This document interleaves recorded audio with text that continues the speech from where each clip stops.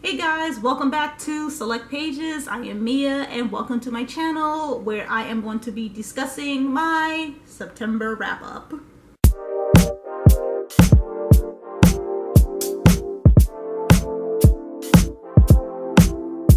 Okay, so September was a very slow month. I read 4 books in September, which is awesome, which is great because they all took me a while to get through. And I gotta say, this was the month of for me. All the books I read was just it's alright, I guess.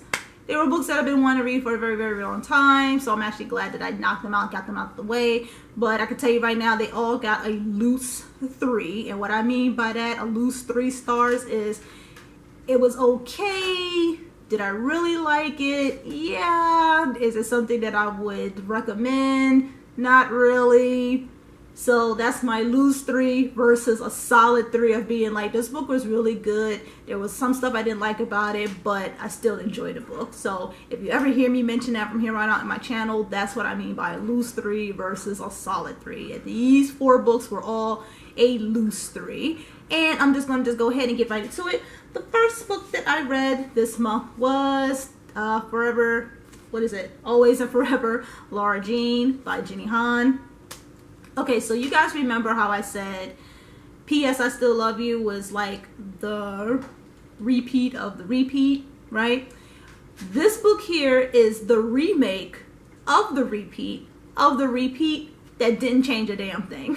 I mean, this book, honestly, I do not see the purpose of having this book written. They whined and moaned about college. They still made some stupid, dumb mistakes. And then the whole, will they or won't they hook up and have sex? That's right, I said it, sex. It was all discussed in this book.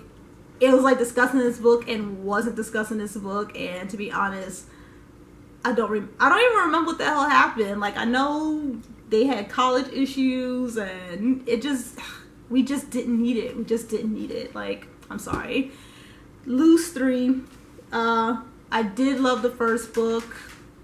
Second book was alright. That one was just, why? I don't get it. But moving on. Second book I read in September was The Nest by Cynthia, I cannot pronounce her middle name, Sweeney. Yes. This book has been on my shelf for a very long time. I don't even know when this book was even copyrighted, when it was even released, but I know it's been on my bookshelf for a while, and I was just like so intrigued by the 2016, so yeah, a couple of years. I was just intrigued by what the book was about, and basically it's about an inheritance and these siblings, and they want their money, and something happened, and what the fuck is gonna happen then? With that amazing synopsis, I was in for it, because I'm like, oh, there's gonna be some like backstabbing, there's gonna be some like murder, maybe there's gonna be some like revenge plots and stuff, and no.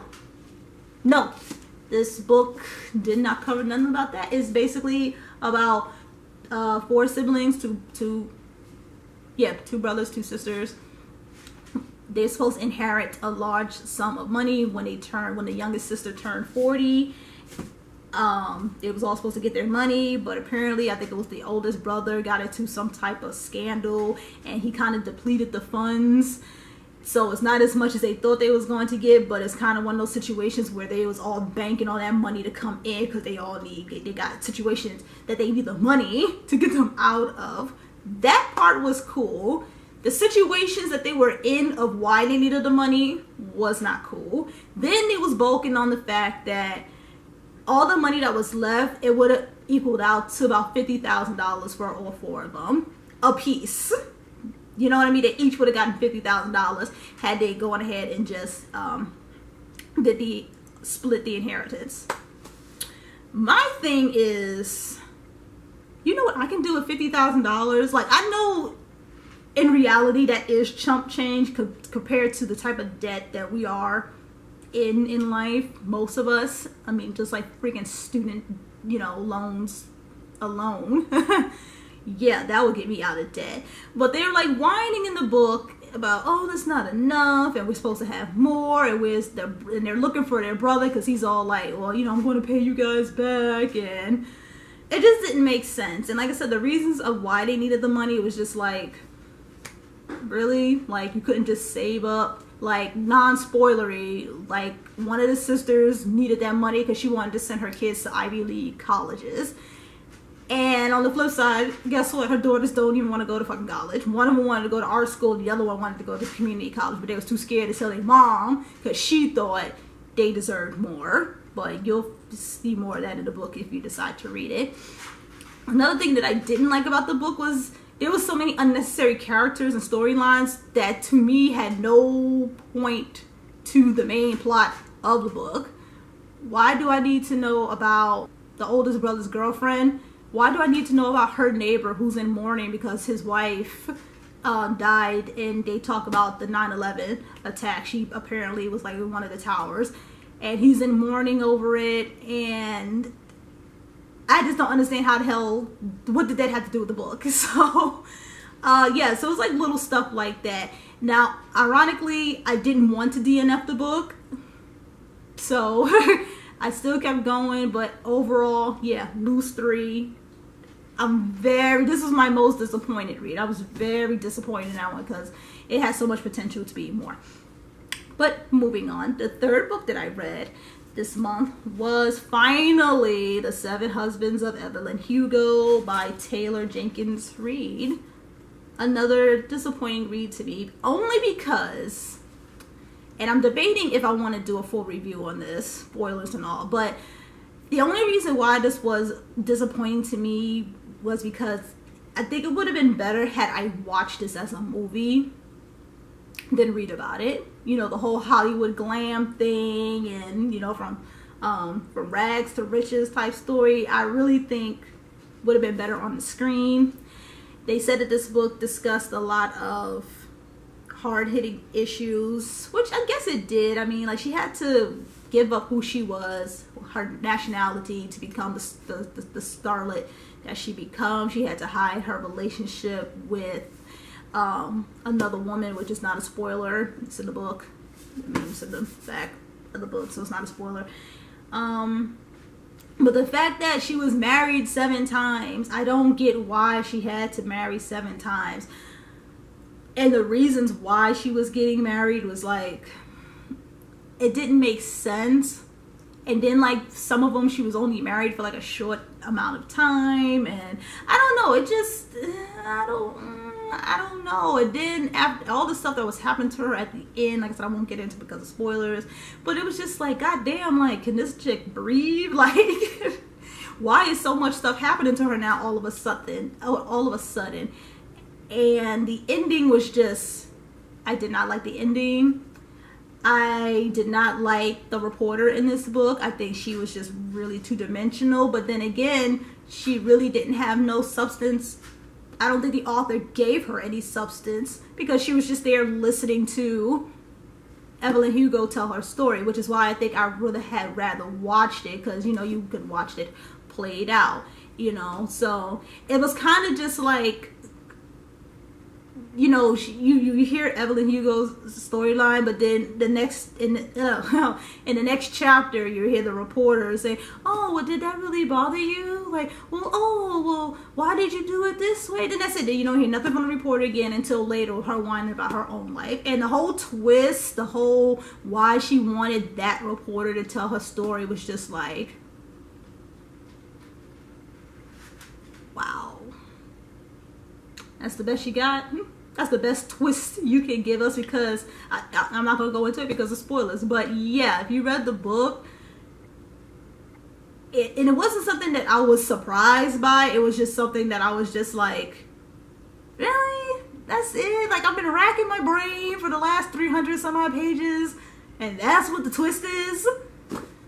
Okay. So, yeah. So, loose, very loose, 3. I think I'm going to do a full review on this. If you guys want to hear a full spoilery review from my perspective, let me know in the comments, and I'll be happy to put that video together for you guys.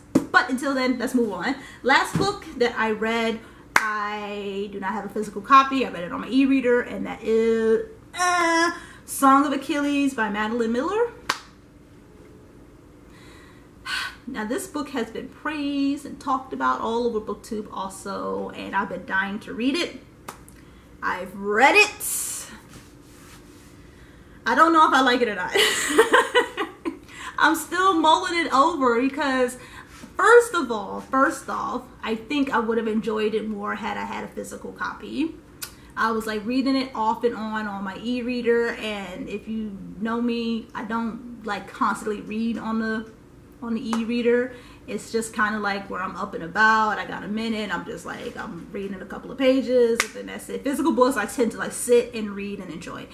But yeah, that could have been the main reason why I just wasn't invested in the story.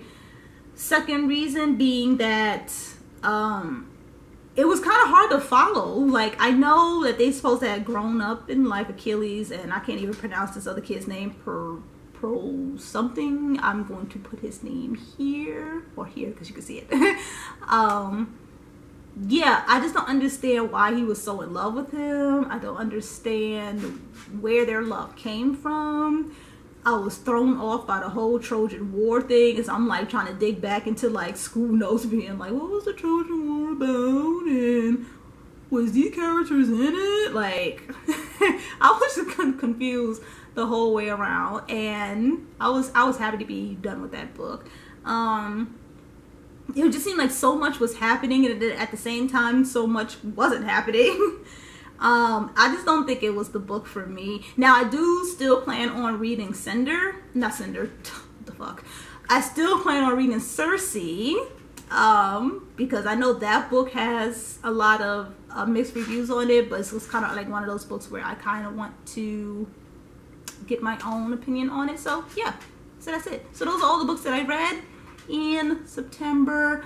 I do plan on reading only one book in October, and that is Tower of Dawn by, of course, Sarah J. Maas, for anticipation of finally the last book in this epic series, Kingdom of Ash, which comes out later this month. I purchased this book last year, and I took it off my bookshelf, right? And look, it has tabbies in it. Apparently, I got up to page 147. I don't remember reading that much. So yeah, I'm going to have to restart all over again, because I was like reading a little bit and I'm like, I don't remember what the heck is going on. Who the hell is this? Why are they there? So unfortunately, I'm going to have to start over again, which is all right. It's cool or whatever. Like, I got tabbies in here and I don't even know why, because I wasn't marking in my books yet, but now I write in them, so that's going to be fun to do. So I'm really excited to get to it, and yeah, but like I said, this is the only book I'm probably going to get to this month. Also, I am participating in Preptober for NaNoWriMo next month. So it's going to be less reading time for me, more writing time. This will be my 3rd year participating, and I have not won the last 2 years, and I really want to accomplish and finish this year.